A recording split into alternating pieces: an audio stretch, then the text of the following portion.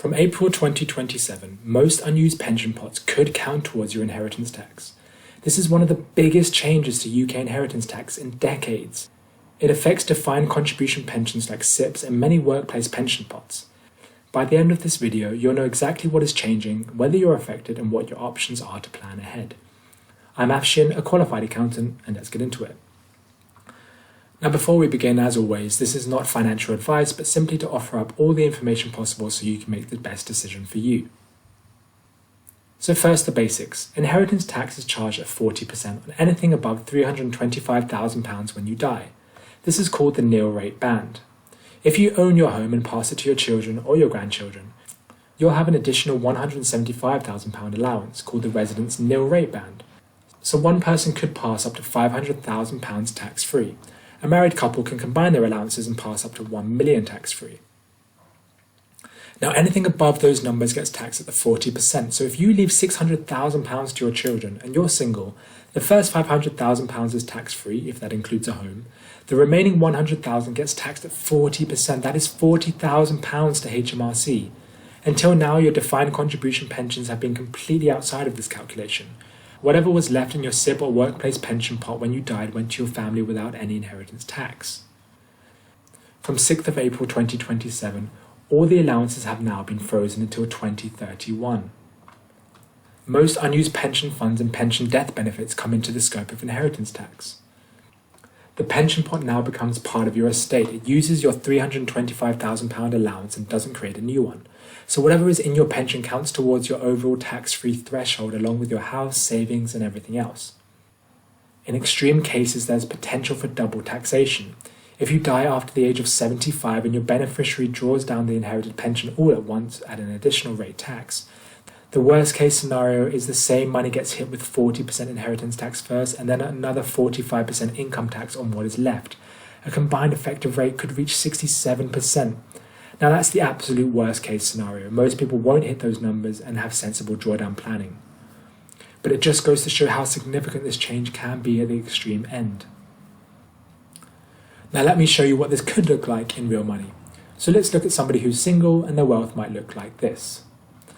Their home is worth £400,000, they have cash savings of £30,000, an ISA of £20,000, a car for £25,000, and a pension of £400,000.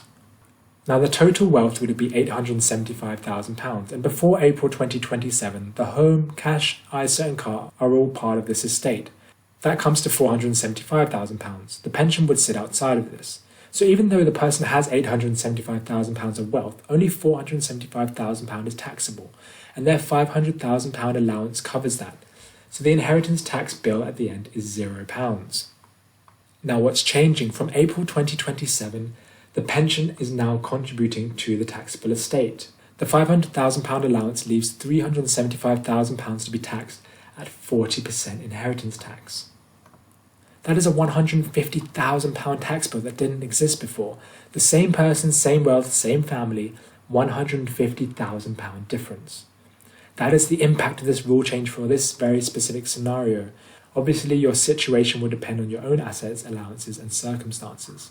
So who might this affect? Let me run through it. Number 1, homeowners with pensions on top. If you own a home plus a sizable pension, you may be affected. It depends on your allowances, marital status, and who's inheriting it. Number 2, higher earners with large pension pots. People who have been maxing out their pension contributions for 20 plus years often have pension pots of £600,000 to £1 million. These were very tax efficient for inheritance under the old rules, but under the new rules they could be a major tax consideration. Number 3, people who use pensions for estate planning. Many financial planners told clients to draw down ISAs and savings first, leaving pensions untouched because pensions used to be passed down tax-free. That strategy may now have to be revisited. And anybody with parents who have a pension. This could affect your future inheritance and it's worth having a conversation as a family. Comment pension below if you want a simple checklist made for this, and I'll also pin the best comments and reply. Now who's not affected by this change? Well, in most cases, if your total estate including your pension is under £325,000 single or £500,000 with the residence band, you pay no inheritance tax. There are some exceptions involving gifts made in the last 7 years and inherited allowances from a deceased spouse, but as a starting point, this threshold protects most modest estates. If you're married, your spouse generally inherits everything tax-free under spousal exemption. This applies to UK domiciled spouses. The tax only kicks in on the second death. If your pension is in a final salary or defined pension scheme paying out as an ongoing income to a spouse, in most cases that is treated differently. Scheme rules can vary, so it's worth checking what yours is. So here are some legitimate planning options to discuss with a qualified advisor. None of these are tax avoidance, they're recognised strategies, but the right one depends on your circumstances. So number 1, rethink your drawdown order. Under the old rules, the common approach was to spend your ISAs first and leave pensions untouched because pensions were passed down tax-free. From April 2027, some people may need to rethink that approach. Drawing down your pension has tax consequences. The first 25% is tax-free, up to £268,275. The remaining 75% is taxed as income at your marginal rate. If you can stay within the basic rate band as you draw down, that is 20% income tax. Compare that to the 40% inheritance tax your family might pay otherwise. Plus, you actually get to use the money for yourself in retirement. Now, a very important warning, do not panic withdraw your pension just because of this change. Rush lump sums push you into a higher tax rate and you lose the advantage. Speak to a qualified advisor before making any drawdown decisions.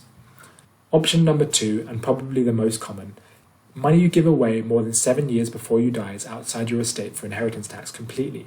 Once you have drawn down pension money, gifting some of it to children or grandchildren each year could reduce your taxable estate over time. Number 3, the annual gifting allowance. You can give away £3,000 per year completely inheritance tax free, plus unlimited small gifts of £250 to different people. Regular gifts from surplus income are also fully exempt if they do not reduce your standard of living.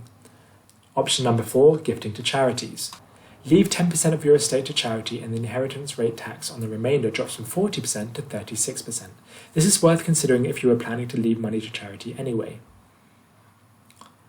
Option number 5, a life insurance written into a trust. You pay premiums during your lifetime. When the policy is written into a trust, the payout sits outside your estate. Beneficiaries get tax-free money to pay an inheritance tax bill on the rest. Now, an important note here, existing life insurance policies need to be set up in a trust from the start or restructured into a trust. Not every existing policy can simply be put into a trust later. Speak to an advisor about your specific policy. And the most important thing, none of these sizes fits all. The right approach depends entirely on your circumstances, your family, your assets, and your goals. Speak to a professional and a qualified financial advisor if your estate is going anywhere near these thresholds. So, why is this change happening? Well, the simple answer is tax revenue. The Treasury estimates this change brings in about £1.5 billion a year in additional inheritance tax. The political answer is fairness. Pensions had become a wealth transfer vehicle that other forms of savings didn't get. The Chancellor wanted to close what was seen as a loophole. Whether you agree with it or not, the rules are changing. The smart move is to understand them and plan them accordingly. So here's the bottom line. The rule change is not pensions are bad now. It is that pensions are no longer the inheritance tax shelter people thought they were. Most people with a pension worth thinking about should revisit their plan before April 2027. If this has helped, hit subscribe. I've got plenty more videos coming out soon. See you next time.